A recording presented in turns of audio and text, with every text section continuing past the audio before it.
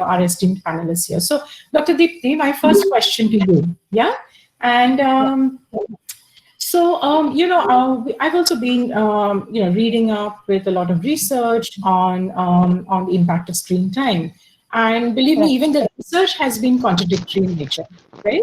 So a lot of research is talking about obviously the negative impact of screen time on the development of children, on what's happening to the development of the brain, how it is, causing difficulties with language, communication, motor development. Whereas on the other hand, they're saying that it's not really as much an impact of screen time as the fact that, screen time is just changing behavior.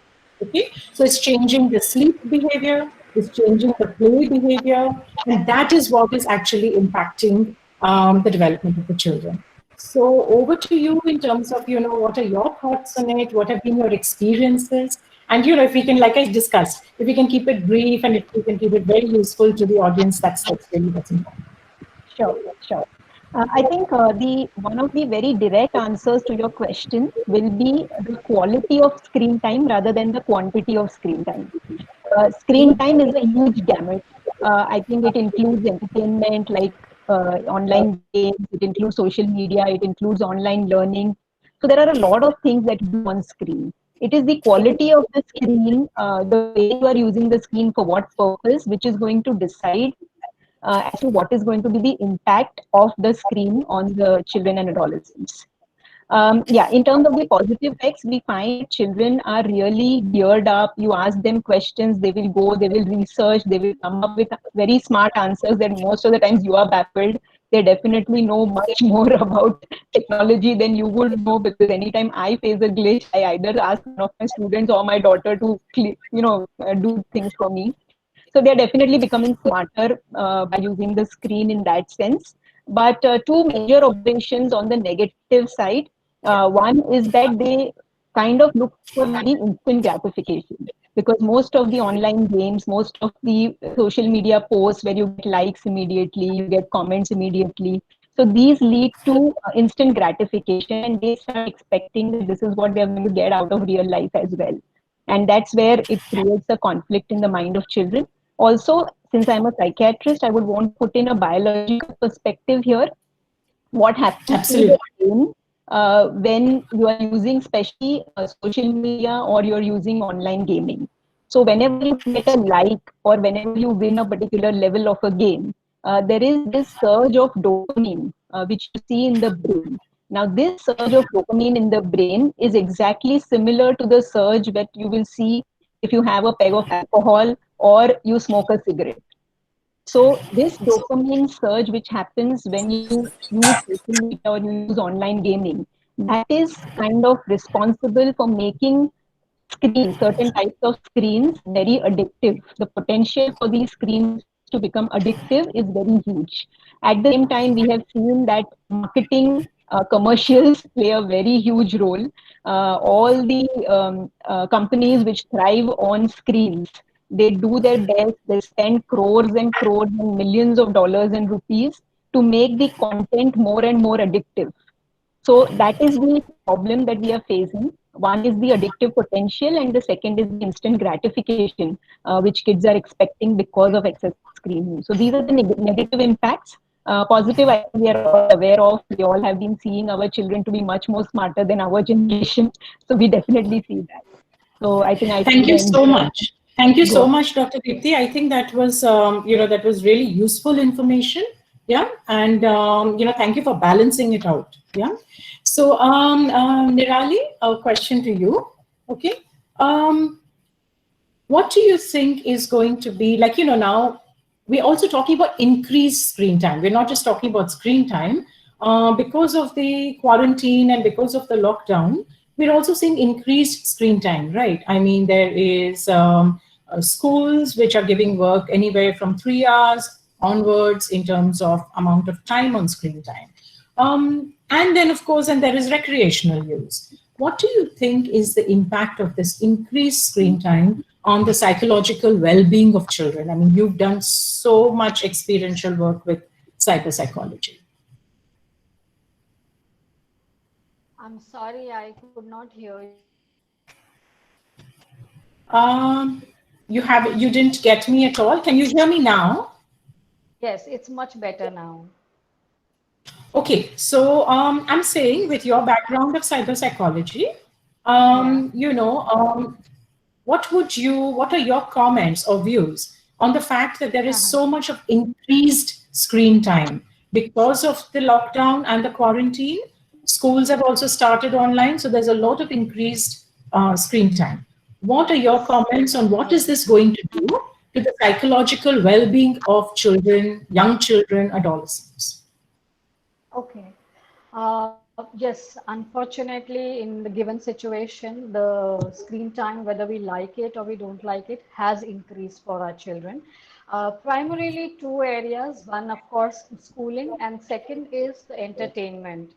Today, internet has become a major escape place for everyone because you can't go out of house, at least you get a place to escape.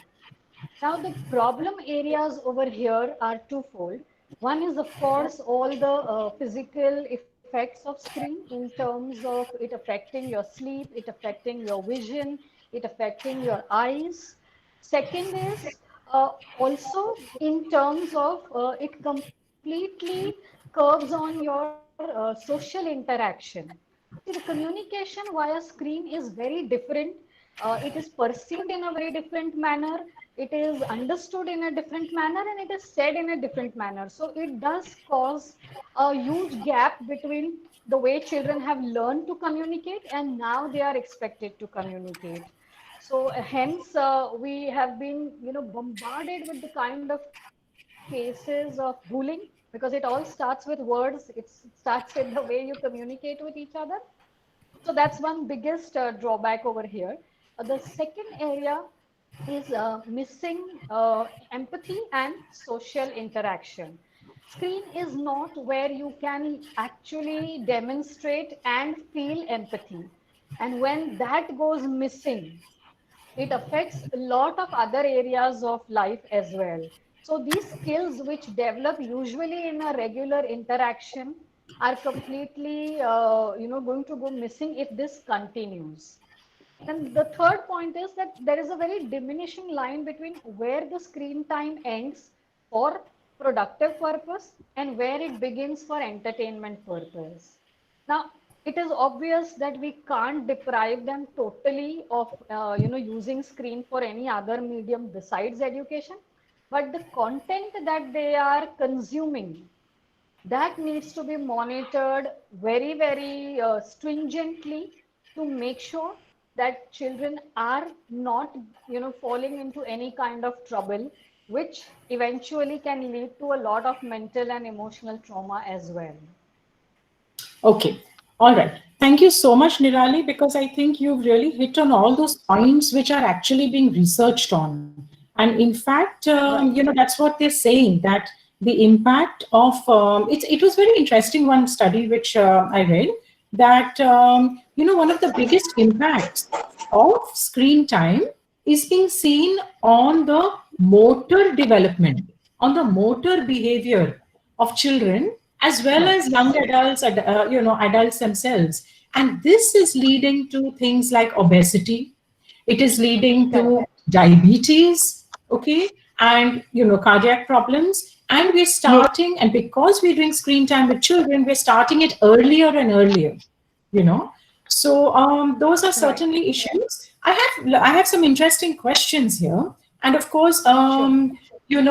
one thing is, and is of course coming down to the final answer, like how can we limit, okay, how can we limit screen time of students during lockdown? So Dipti, let's go with you Yes. first, and then I will move on to Nirali. Like, what can we do to handle? And maybe you can go across different age groups, whatever you feel comfortable with. Right. Okay.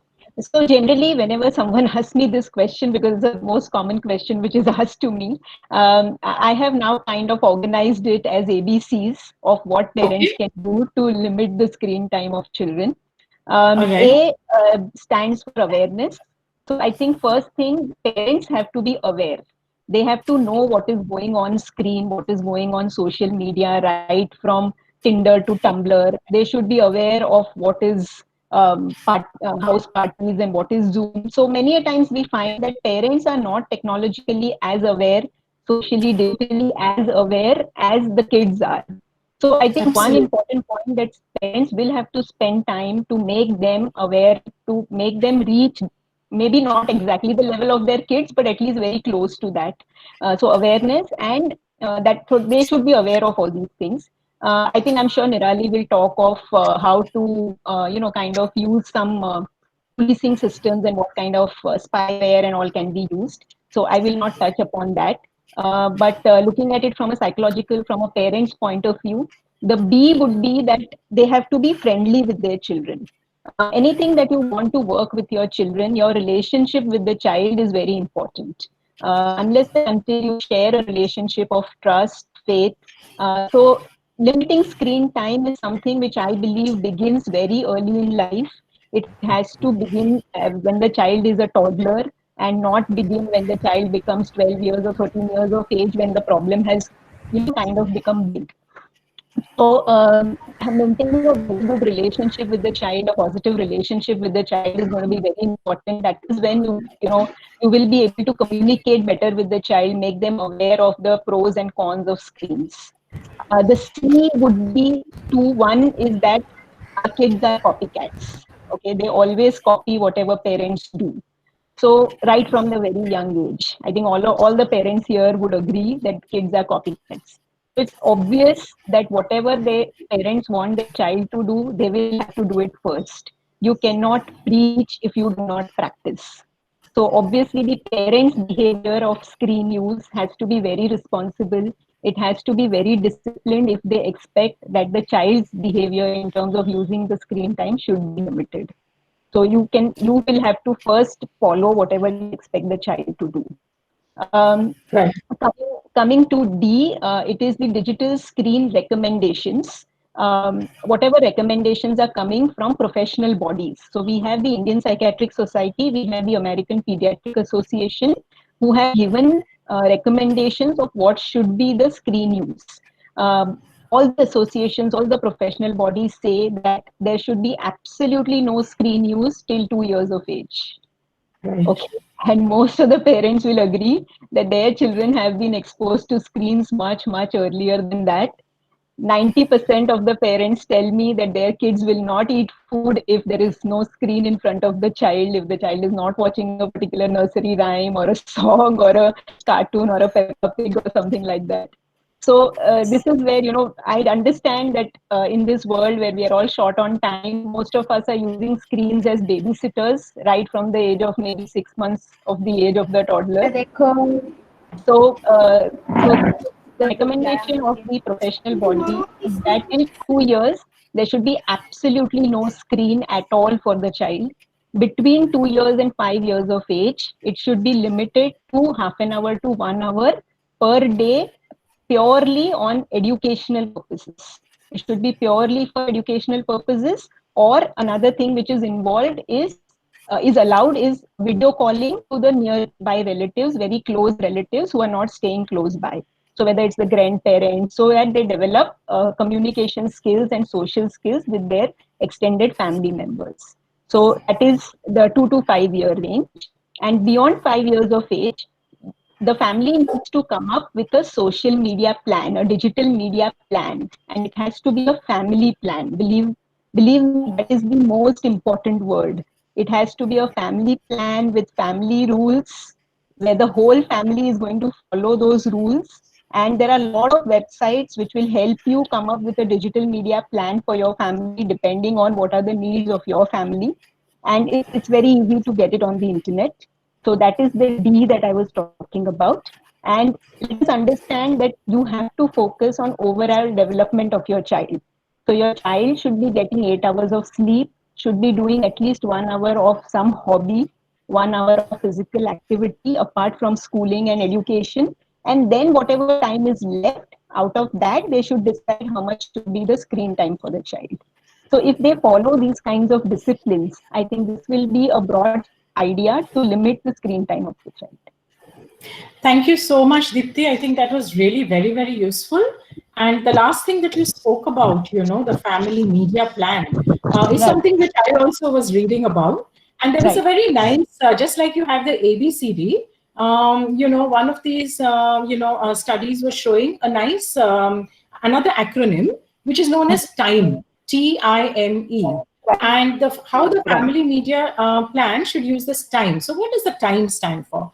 T stands for talk, I stands for instruct, M stands for monitor, and E stands for encourage. So a lot of things that you've been talking about. So your ABCDs and the time. These are easy ways to remember what are the things that we should keep track of. And so thank you about that, because I think that's going to be the need of the hour. And that's a step that parents, teachers can take very easily by setting up maybe a class media plan, right? A family Absolutely. media plan. So these are things that can Absolutely. be put into place. So Nirali, over to you. Can you hear me? Yes, I can hear you. Sure, Yeah. sure. So my question to you is, what might be some indicators that we can I'm sorry, your voice is breaking again with a lot of wind sound. No, I think it's someone else whose audio is Yeah, on. now it's much better. Yes. Right, right. Again, request all participants to please put yourselves on mute. Thank you very much. So, Nirali, my question to you was, what are some indicators that we can perhaps provide people on this platform who might be parents, Hmm. teachers, principals, special educators? What are some indicators that this child is particularly probably getting addicted or is addicted to the to a device, whether it is a tablet or a phone or whatever? It's basically addicted to the internet. It might be gaming or whatever. Right. Any such Yes. indicators we can talk about? Yes. So, yes, like you said, that the addiction is not particularly to the device, but to the content that we are consuming on the screen. Now, it could be as simple as watching YouTube videos. I do have a client who's 13 years old and he's addicted to watching soccer videos. Now, here, if you see, content-wise, it's not very harmful, but it has reached the addiction level for the reason that if he does not get to see the video as soon as he comes home from school, he cannot manage his temperament. So, with this example, I will come to the indicators of what are the primary indicators that teachers and parents can watch out for. Can I request people to please mute themselves because I'm not able to hear my own self with too much wind sound. So, yes, the first and the foremost indicator is the restlessness and an extreme change in behavior. So, it's any addiction will, whether it is to the screen, whether it is to the content on the screen, or whether it is any other physical, like whether we call it substance, whether we call it alcohol, any sort of, they all have similar, pointers to look out for. So the first is any kind of behavioral change. So, which usually the one who is addicted to is always in a very hyper state of mind. Hyper arousal is all the time. The more you consume content on screen, you are in a hyper arousal state, which leads to a very extreme reaction all the time. So, a lot of time parents start with a statement that मेरा बच्चा ऐसा नहीं था. So that's an extremely opposite side that they are seeing. Then the other indicator is that please always check appetite and sleep change. Now the screen or the content addiction on the screen is very cyclic in nature. What you're consuming leads to the craving for the kind of food. So we will always see it linked to the craving for junk, the craving for food which gives an instant gratification to your taste buds, particularly the ones which have salt and sugar intake a little more. So, like out of 18 screen addiction cases or internet addiction cases that I'm dealing, 16 of them are also addicted to junk food. It could be anything from Lay's to a pastry, any of these things. So, try and change, look for those kind of that where the appetite has completely changed, or either it has increased or it has reduced down. Or also sleep patterns, like the ones who are addicted to screen, even if physically they are sleeping, they are not getting enough sound sleep. So when we say 8 hours of sleep, we are talking of 8 hours of sound sleep, a good sleep. Now, while parents say that, yeah, he sleeps at 10 and he wakes up at 7 for the school, but in that whole duration, if before bedtime there has been a screen, by the time the child will actually slip into a sound sleep becomes 1 and 2. That is the time, depending on what content he has been consuming, takes for the body and the mind to come at that level where they can escape into a sound sleep. So these are another few indicators. The third is where you find the child either very withdrawn or exactly opposite, bullying others. So these are also very subtle indicators of some wrong content being consumed and overexposure on internet. So these are few which are very easily noticeable, which can be checked upon. Right, right. Thank you so much, Nirali. I think again, very, very useful information that both of you have been sharing with us. And Dipti, I'm going to actually take a thread from where Nirali dropped off, and that's also connected with one of the questions that has come in. That what is the impact of the usage of the phone at night? Okay. In the sense, Right. obviously, we're talking about over usage, and we're talking about how kids are going on till 2 o'clock and 3 o'clock, and it's a definite battle that kids are having with the parents. So, what is the impact that it's actually having on both physiologically, probably the neurological structure, and also behavioral? So, I think if we can talk to people on the platform about that. Right. Okay. So, as most of us might be knowing that whenever we watch a screen, there is a blue light which is emitted out of the screen, and that gives an idea to the brain that it is daytime. Okay. Whenever we sleep, the general circadian rhythm, the 24-hour rhythm clock, which is there in our brain, it tells us it is nighttime when sunlight goes down, and then gradually the melatonin levels in the brain increase, and when they reach the peak, that is when we feel sleepy and we feel that we want to rest and we go off to bed and sleep. But when we are watching the screen, the blue light emitted does not let the melatonin level rise. And therefore, the melatonin level remains low. And because of that, your brain remains alert. And whatever you are consuming content or whatever you are viewing, you continue to view that because your brain is alert and you feel, yes, you can view more. So because of that, you tend to sleep very late. Because of that, your sleep is not very sound because you're not following the body clock. The body clock is supposed to show that melatonin rises at a particular time and then it drops off at a particular time when you wake up. But you're going against your body clock, and therefore you're causing a complete mess of your body hormones because of watching screen at night. So this is the physiological change that you see. Apart from that, at a psychological level, obviously what happens is that because you've slept late and suppose you have to go to school or you have to go to college the next morning, then you are possibly woken up and your total sleep duration has reduced. So you are going to remain in an irritable mood. We have very frequently parents and teachers complaining that kids are sleeping off in the first and the second lectures and the periods in the morning because they are sleeping late in the night because they are watching screen, and then their alertness gets compromised. They are very irritable. So even while going to school in the morning, the half an hour that they have to get ready for school is the most tough period for parents and kids, because there are a lot of fights. I can't find this, and buses come, why are you not on time, and why can't you get ready in time? So these are the psychological impacts that mornings itself, you will have this kind of a negative vibe and a negative connotation which is happening in the family, in the school, and then that leads to irritable behavior, and that leads to interpersonal issues with friends or parents. So these are the psychological impacts of watching screen at night, and physiological, as I said, is related to melatonin. Thank you so much, Dipti. Thank you very much for those. I think everyone's going back with a lot of very good knowledge and information. Nirali, the next question is for you. There is a question on the chat about, can everyone else get on to mute, please? So Nirali, the question is that are there any particular control apps, etc., that parents can use or teachers can, kind of talk about to the kids? Because you're so much in this field, I'm sure you can share a few with Yes, our yes, participants. sure. So I'll divide it into ages.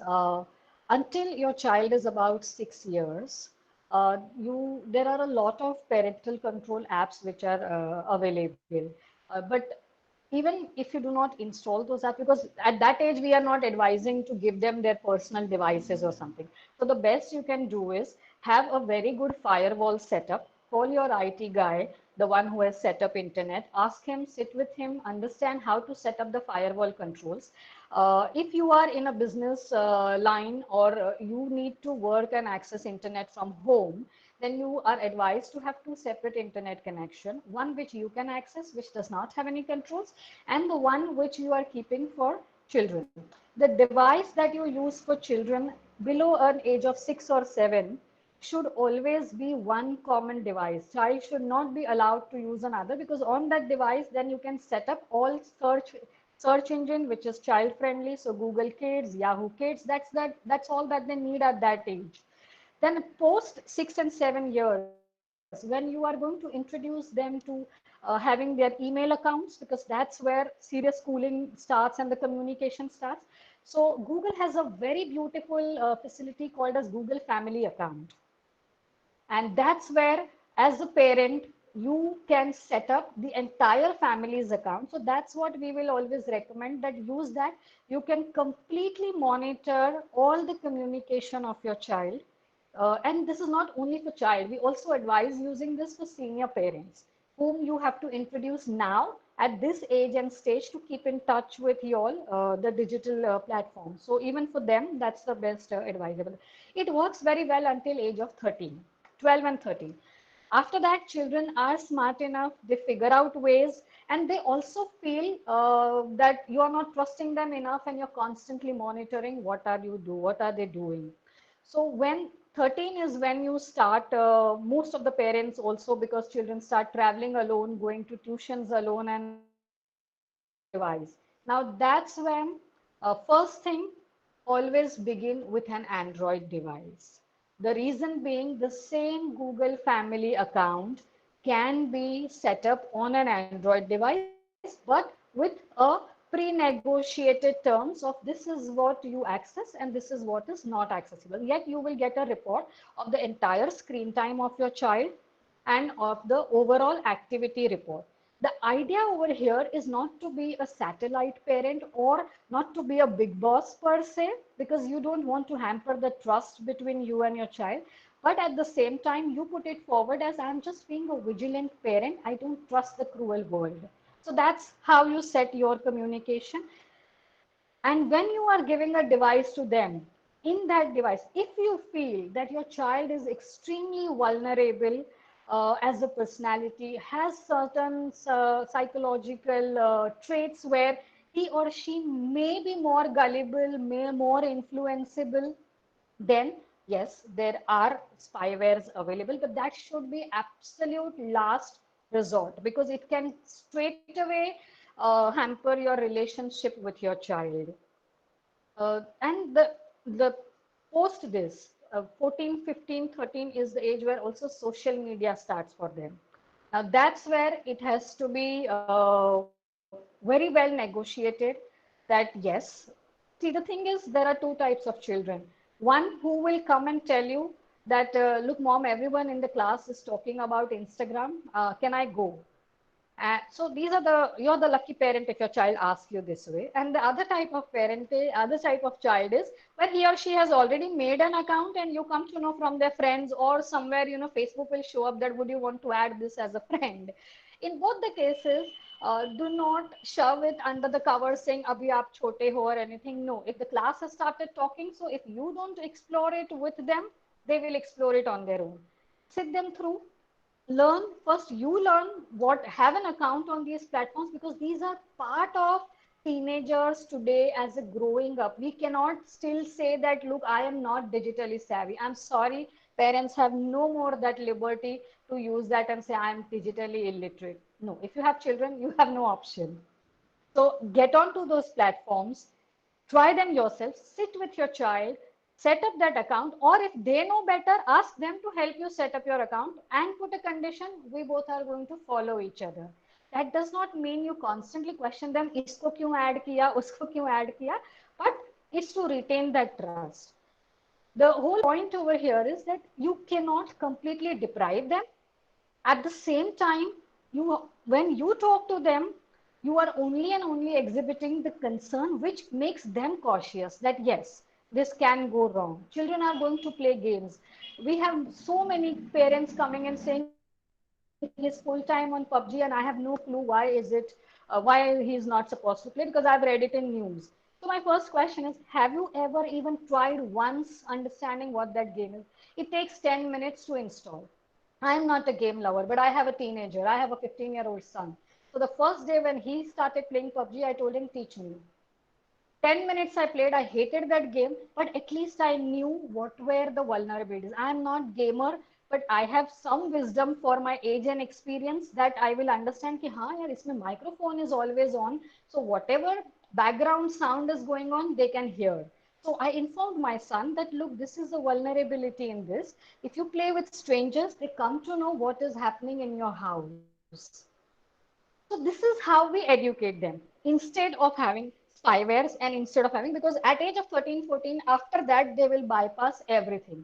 The only thing that will work is non-negotiable timing. And like Doctor earlier said, that it has to be practiced also by parents.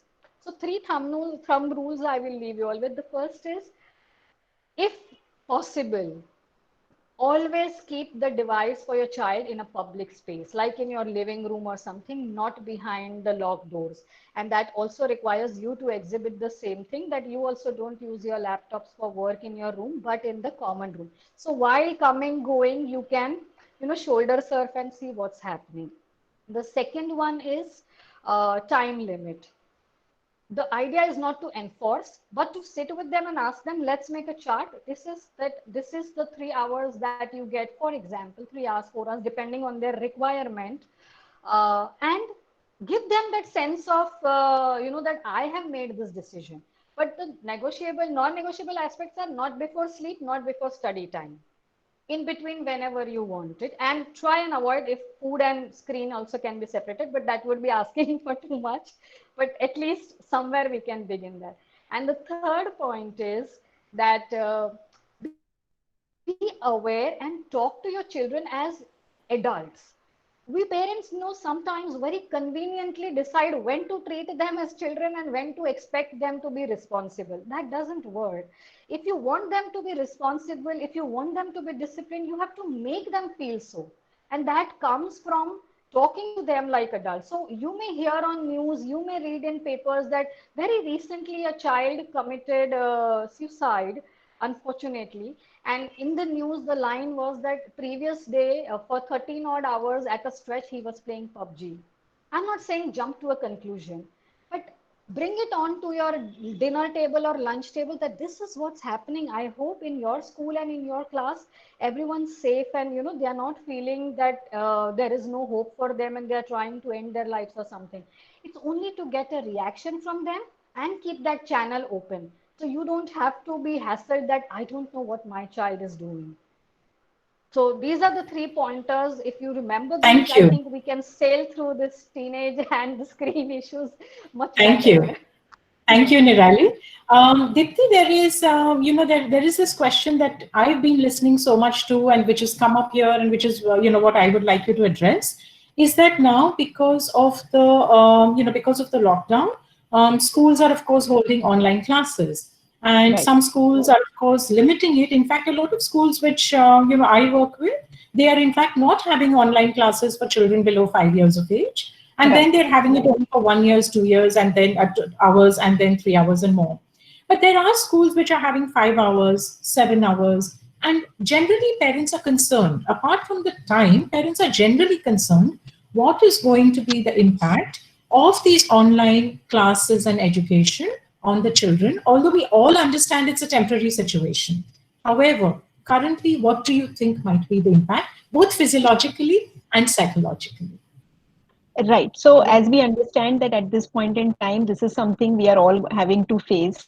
This is not something we'll be able to do away with. So we have to live with it. In that case, I think the point that the parents have to probably work with the child is treat the online school as actual school. They cannot be taking, most of the online schools, the teachers allow the kids to switch off their videos. And I have seen that kids are chatting separately on their mobile phone with friends while the teacher is talking, while the teacher is giving a lesson. This kind of indiscipline which we see, which does happen in class as well when we are going actually to school, but at home right now we are the Indian parents, and I think we should be the Indian parent and ensure that whenever they are sitting in front of the internet for their online school, they should maintain the discipline that they would maintain in school. So no breaks, no chatting with friends on your mobile phone, and no criticizing teachers. And I have heard, I mean, I've read so many comments, kitna paka rahi hai, what is this is, so there are so many individual chats which are running parallelly. So this is where I think the responsibility of parents will increase when it is online school, or it is almost like homeschooling. So parents' responsibility will increase, where they will have to be a little more vigilant, a little more monitoring of what is happening while the child is attending online school. Yes, it is going to have an impact. It is going to have a psychological impact. It's going to have a physiological impact, because we have discussed that already. But we have to live with it. I think post the school session is over, they will probably be given some assignments to do. So again, the schedule of the child is most important. So you sit with the child and prepare a schedule with the child of how their day is going to be. If whatever time is the school, after that they will take a break, have lunch, finish whatever that part, and when they are going to finish their assignments. So again, they'll have to use screen probably to finish their assignments. But before they finish their assignments and school, there is a break in between. So they have taken time off the screen and given their brain, their eyes, their body rest away from the screen.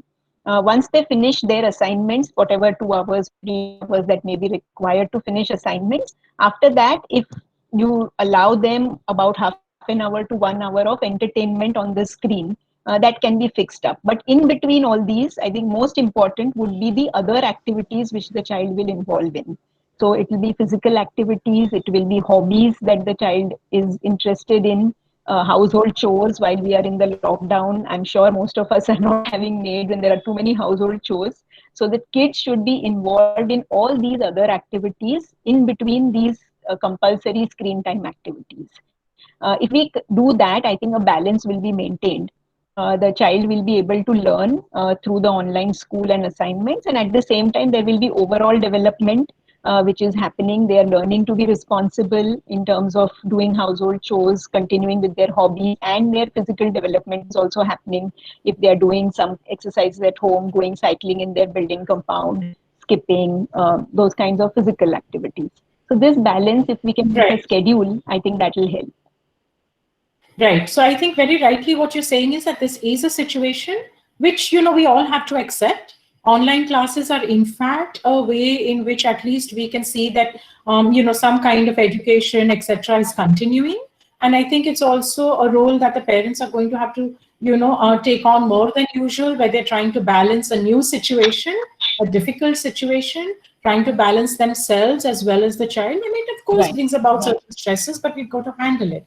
So the next question is also for you to start off with, Dipti, and that is that, when we do know of students with screen time addiction, from a psychiatrist point of view, how are we, what would you say to people on this platform? How would you go about, taking the first steps to help this child, to help this individual from a psychiatrist point of view? Right. So when the parents feel that they are not able to manage the screen time, they have tried their best, they have followed all the guidelines that could have been given by people online or otherwise, and if they're still not able to manage the screen time of the child, then they need to seek help immediately. I think that is one important message that I would want to put it across. seek help immediately. Do not waste time. Do not think, हाँ अभी थोड़ा बड़ा होगा, थोड़ा ज़्यादा समझ में आ जाएगा तो खुद समझ जाएगा. So these are sometimes, factors which stop them from going to a counselor. My child is not mad, so there is no need. It's just teenage, and he'll come out of it. Grandparents will stop you from going to a psychiatrist or any other mental health professional. So I think these are the barriers which you need to overcome and seek help as early as possible. Once I have a child who has been brought to me with, a screen addiction problem or excessive screen use problem, my first goal will be to figure out whether this child is having any illness like an anxiety, depression, because most of the mental health illnesses start during adolescence. Research has proved that more than 50% of adult mental health illnesses have started during adolescence, during the age between 13 to 18 years of age. So many a times the screen addiction could be a symptom of a mental illness. Say, for example, if the child is depressed, having too many negative thoughts and wants to, not get involved in those thoughts because they are very distressing, they will divert their mind into an online game or watch some YouTube video so that those thoughts don't bother them. So many a times increased screen use is a symptom of a psychiatric illness. So by taking a detailed history from the parent and understanding from the child what his mental status is, we will come to a conclusion. If required, we also do psychological assessments to come to a conclusion as to whether there is any mental illness because of which the increased screen use is happening. Also, we find many a times children with ADHD, learning disabilities, where they may not have a mental illness, but these kinds of disabilities also, because they want to avoid responsible tasks, they don't want to study because they don't like studies because of the learning disability. So they get addicted to screens. So any of these issues, we first need to figure out if these are there. We need to first treat them primarily, because just working on screen will not help if we have not worked on the primary issue which has led to excessive screen use. Once we have Right. figured out that there is no mental illness, we find that the child does not have any mental illness, otherwise there is no other problem, then we start working with the child, try to first build a rapport with the child, understand the child's perspective. Usually we require 2 to 3 sessions to understand the child's perspective, the parent's perspective. And one of the very, very important part that we need to work with is the communication between the parents and the child. Because by the time the child comes to us, we find that the communication pattern between the child and the parent has gone down very significantly.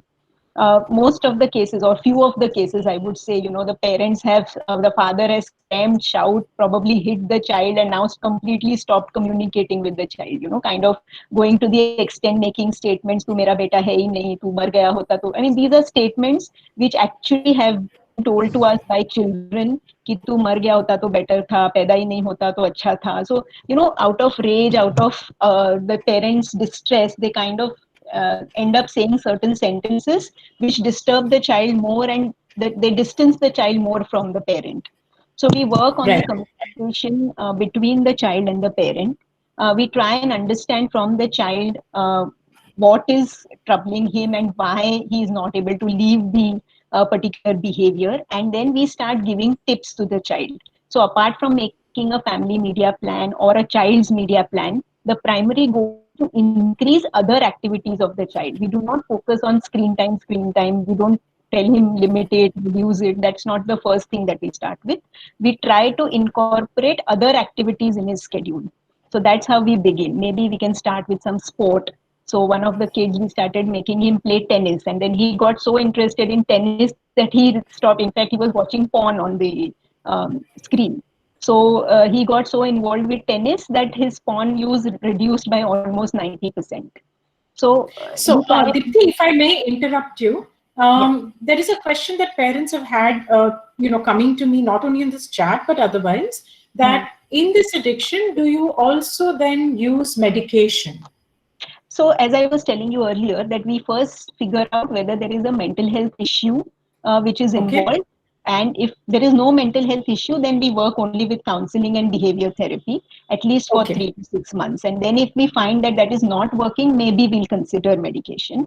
But if there is a mental health issue which we have been able to identify, then the chances of using medication is very high. Okay. So that will again depend on the kind of mental health issue, the severity of the mental health issue, whether we can resolve that with only counseling, behavior therapy, and psychotherapy, or we will require medication. In fact, I have a few cases where, I have treated the ADHD with behavior therapy and medication, and the screen use has gone down significantly. We didn't have to directly address the screen problem at all. Okay. So I will, Dipti, I will just, if you don't mind, I'm just going to go ahead and, welcome the parents who were trying to get on. And I'm just going to see if they're still there. So Smita or Suraj, any one of you there, please unmute yourself, because I have one question from the parent point of view. Yes. Okay. So, yeah, hi, good evening, Suresh. Thank you for joining us. So one question in terms of, this internet time, screen time is, as a parent, as a parent of a young adult who's about 17 years old, how do you find that you are managing the use of technology at home with reference to your child and in your role as a parent? Just briefly, because then I think, just to give you a few pointers, I think largely one is that the discipline at the house in terms of the time of the internet usage, so to say. So that's pretty much budgeted, planned in terms of, beyond the online sessions with teachers, what will be that allowed number of hours that he or she has. I think that's one which is somewhat regulated. Apart from that, what it helps is in that regulation, because this is the age when as much as regulation doesn't help, as much as other hobbies and activities which coexist with the child. So, for example, my son, he practices music. So we've actually got a music teacher who's online teaching him from Calcutta. So the day we found that, this is going to be a way of life for some time, we took a teaching assignment from somebody who gives them a 1 hour, 2 hours of a musical assignment thrice a week. Similarly, the painting teacher has gone into an online engagement. So we're actually trying to explore that more than the regulation. Maybe the hobby can be built in so that, the screen time, is managed well, the internet time is managed well. And that's how it's actually working out right now, ma'am. Yeah. Okay, thank you very much. Thank you so much, Suraj. I think that's really a good takeaway, because what I can share with everyone is that I do know his son very well. And what we are seeing is a very wonderful young man who's growing up. And as you can see, there is also a lot of support at home that is coming about in the right way. So thanks again, Suraj, for sharing this with us. And, so people who are on this platform, just to take permission from our panelists, Dipti, Nirali, is it okay with you if we just go on for another 5 to 7 minutes, just to kind of take a couple of more questions? Is that okay with you, Dipti? Yes. Okay. One of the question is that, children, when they are not getting their screen time as wanted, can get very aggressive and irritable. Yeah. Nirali, can you just quickly, so that I can have one more question after that to Dipti, could you just address this, please, as a psychologist? Yeah. Thank you. Sure. So yes, depriving screen or being very firm in terms of cutting down the screen time suddenly will have a reaction which is going to be extremely aggressive. There are two ways to deal with this. The first, when tried and tested methods, these are say and do. If today after this session you decide that no, I need to monitor my child's screen time, you directly don't go home and say, okay, kal se aap khali 2 ghanta dekhoge. It doesn't work. It's going to always get you a reaction.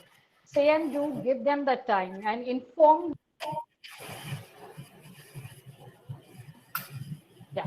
Inform them as an individual adult, why are you doing it? And it is non-negotiable. That's one.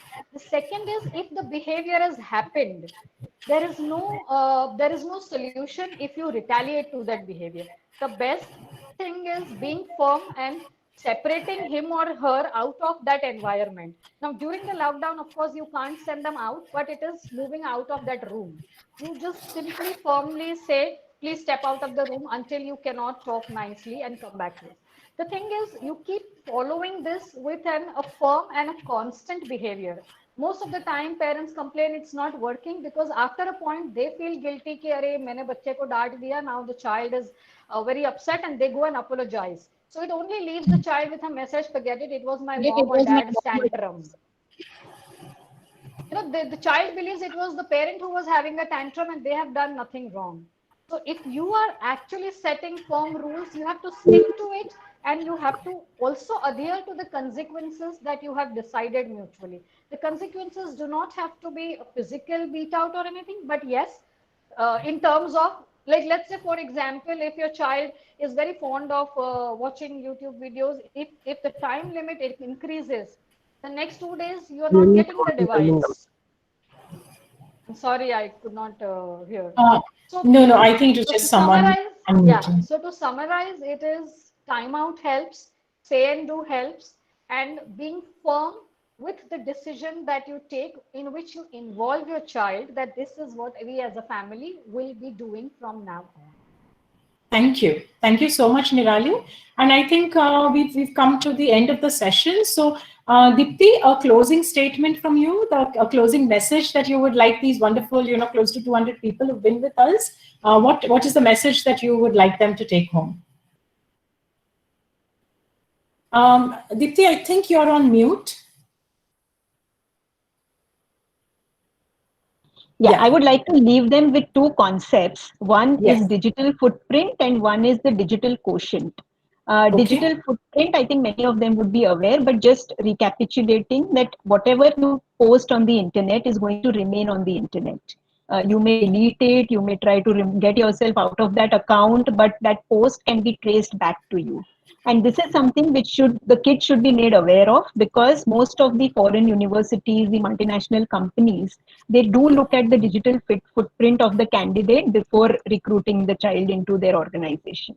So I think if the kids are aware of this, they will be more careful in the kind of content that they are posting, which I always say should be light, bright, and polite. So that kind of content will definitely give a good digital footprint for your child. And the second concept is that of digital quotient. So just like how we have IQ, which is the intelligent quotient, EQ, emotional quotient. So now we have the digital quotient. How responsible your child is in terms of use of digital media. So there are tests which are available to evaluate the digital quotient of the child. And similarly, you can increase the digital quotient of your child through small courses, through working on different areas like digital safety, digital literacy. There are different areas that you can work on and increase the digital quotient of the child. So let's remember that this is, many a times parents and everybody feels कि अभी ये technology से गया, the future of the child is gone. So I think that kind of pessimistic attitude is not going to help neither professionals nor parents. Let's be optimistic. We can use digital media responsibility to achieve all the advantages it gives us, take advantage of all its positive points, and we will do well. Let's all have a positive approach, and I think it can be controlled very well. Thank you so much, Dipti. I really liked this about, the takeaway on the digital footprints and the digital quotient. And so I'm sure this is something that's going to remain with them. And Nirali, what would be your, some take-home message before we wind up? Sure. So like Dr. Dipti said about digital footprint, I have a video explaining the significance and how to have a good digital footprint on my channel of Cyberbab. So parents who want to have a look, they can. I would like to leave parents with the mantra that I give to children when I address them, which is zip it, flag it, and block it. This is what can help them stay secure and safe on internet space. Zip it meaning less is more. Give only the information that is minimum required on internet. The second mantra is flag it. You come across anything that is unpleasant, it is your responsibility as a netizen to flag it off to that particular service provider, be it Facebook, be it Instagram, be it WhatsApp. And if not over there, then at least flag it to some adult around that, look, this is what has come to me. And don't believe that you can deal with yourself. And the third is block it. So after flagging it, to stay away from it, block it and report it. So if we follow these three mantras, we can have a very, very good digital hygiene in whatever we are following on internet. And of course, footprints is eventually what we all are going to leave over there. So let's make sure that when we look at our posts, because they are reminded to us that we are happy to look at them again and having a meaningful presence. Thank you very much. Thank you so much, both of you. And of course, what I would just like to finish off here to the participants is that we are all adults here on this platform. And like Dipti said in the very beginning, copycat. Kids are going to follow what you do as a role model, whether you're a parent, a teacher, or a principal. Children are watching you all the time. And therefore, I think the first thing that we as adults need to do is to, inculcate all of this hygiene into our own behavior before we can expect it to be followed. And, I think if we do that, we create a good balance. I think, we're on the right track and we're doing what we're capable of doing. So, Dr. Deepti, Nirali, thank you for an absolutely wonderful session. I'm sure that most people here would have really enjoyed this. And again, and also my parent, Mr. Suraj Singh, thank you for joining us. I know you were really busy at work, but thank you for joining us and giving us a bit of the parent perspective. So thank you, everyone. And again, take care.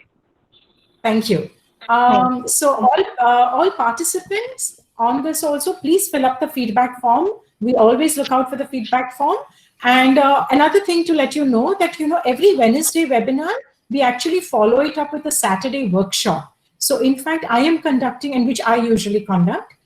This is a 2-hour workshop on Saturday evenings, 5 to 7 in the evening. And this week's workshop is on meeting the challenges of screen time on young children. So this time I'm doing it on young children.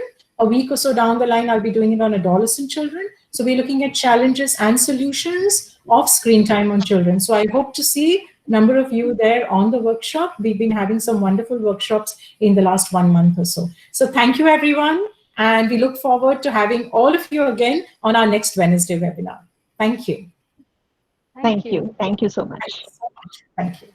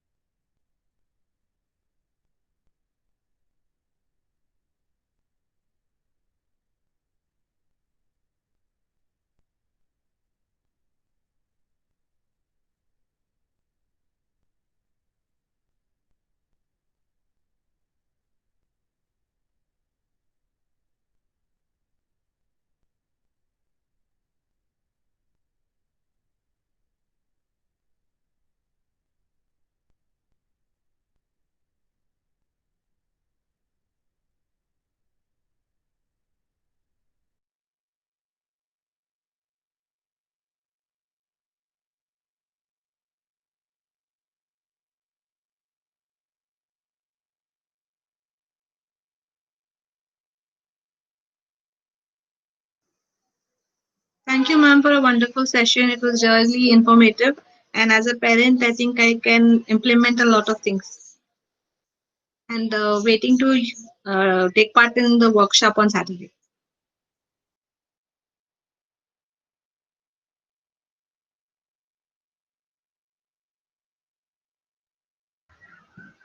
Sure, Miss Sandhya. See you.